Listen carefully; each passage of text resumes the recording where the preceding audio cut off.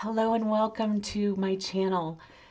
In today's video, I'm going to be sharing how to create a textured mixed media floral bouquet using stencils and stamps and decoupage papers and paint. I'm doing this project on a 16 by 20 wood panel board, and because it's raw wood, the first thing that I want to do is prime it with a coat of white gesso. Raw wood tends to soak up anything you put on it, so this is a step that's worthwhile.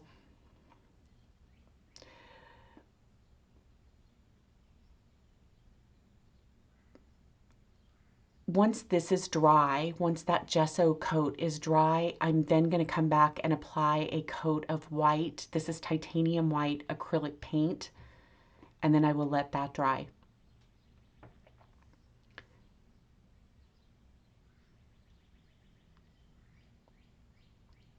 The next step is just to sand it smooth. I'm just using a sanding block.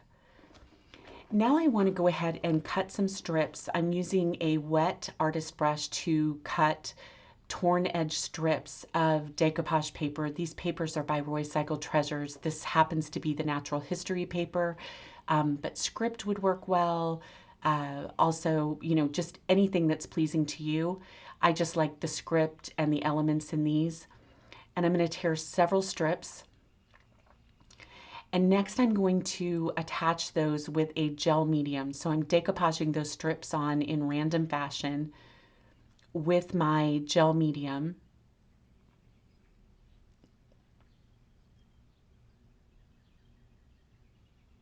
And then I took some torn book pages and added those to my board too. And I just kept going until it looked pleasing to me. I thought it would be nice to have book pages and the interesting decoupage paper showing through a little bit in my background.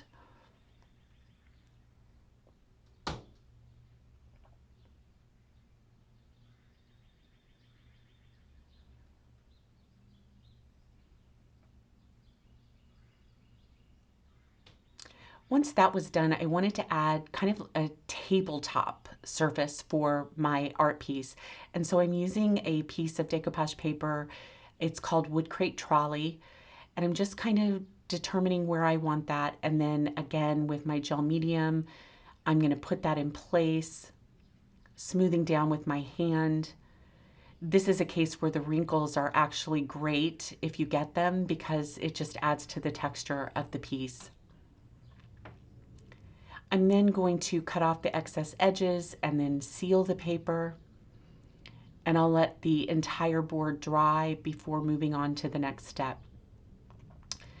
Now I'm just using a sanding block in a downward motion to remove all of the excess paper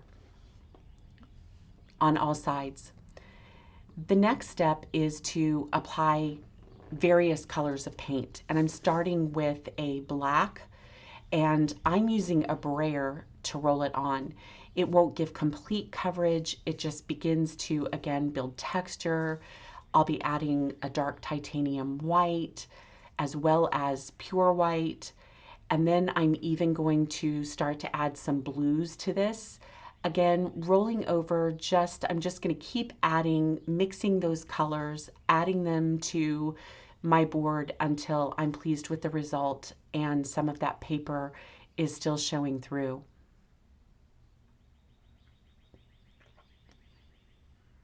We'll let this completely dry, and then I'm going to, before it dries, sorry, I'm going to just soften it with a baby wipe. The next step is I'm going to be stamping the IOD peonies stamp images onto watercolor paper, and I'm using Stays On ink in black. I like to do several stamped images of each design in the set because it gives me a lot to choose from when I'm doing this project. So I'm just going to stamp several of each of the images onto the watercolor paper. The next thing you want to do is once your images are stamped is we're going to fussy cut. Oh, it's a lot of fussy cutting. Fussy cutting all of your images out. Next, I'm going to be stenciling. I'm using the craft stencil by Roy Cycle Treasures, and this is the bushel stencil. And I've mixed Wise Owl's chalk synthesis paint in the color Earth with salt wash. I'm then painting in the basket. You'll notice that I only used part of the basket because the lower half was the proper scale for my project. Once that's dry, I'm adding a crackle medium, and then I'm going to let that dry, and I'm painting another Wise Owl chalk synthesis paint in the color Joshua Tree. Once that paint is dry, it's time to start laying out our bouquet. And this is a chance to just kind of practice and, arrange the bouquet in a way that you like. And I recommend taking a picture at this point to refer to when it comes time to glue them down, which is what we're going to do now. I'm using a gel medium to glue down my watercolor stamped images, and you'll notice that I'm not going all the way to the edge just yet.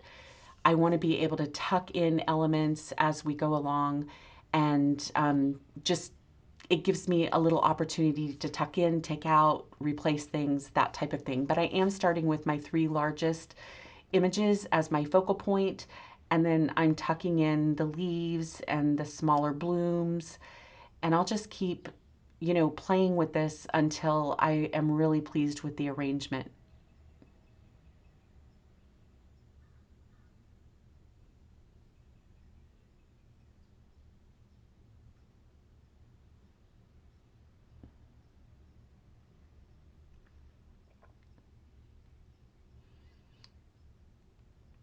Once all of your elements are in place and you're happy with your bouquet, now it's time to go around and go ahead and glue down those loose edges.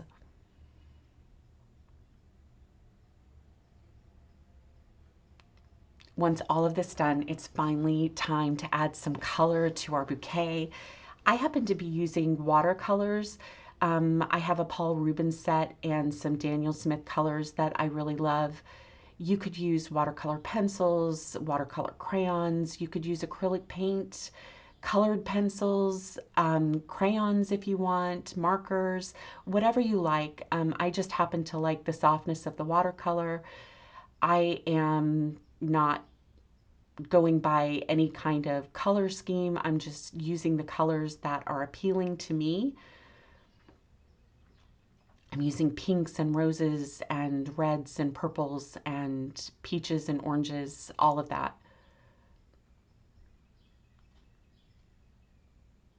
This is the most relaxing and enjoyable part of this whole project for me.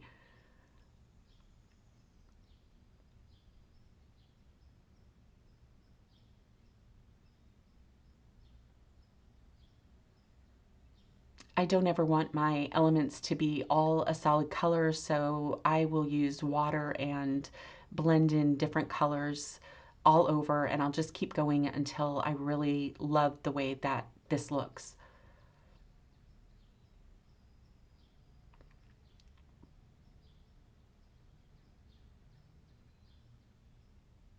I'm adding some darker edges and again blending everything in with water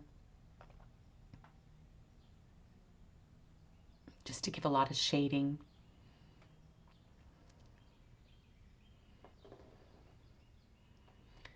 Now that my flowers are done, I am next going to take some watered down, really watered down brown paint, and I'm going around each of the elements of the bouquet. This just gives it a little shadowing and makes them pop.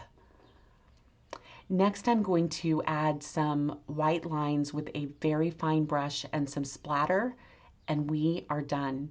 I will seal the edges and with black paint, and we're done. Thanks for watching. I'd love it if you would subscribe. I'll see you soon.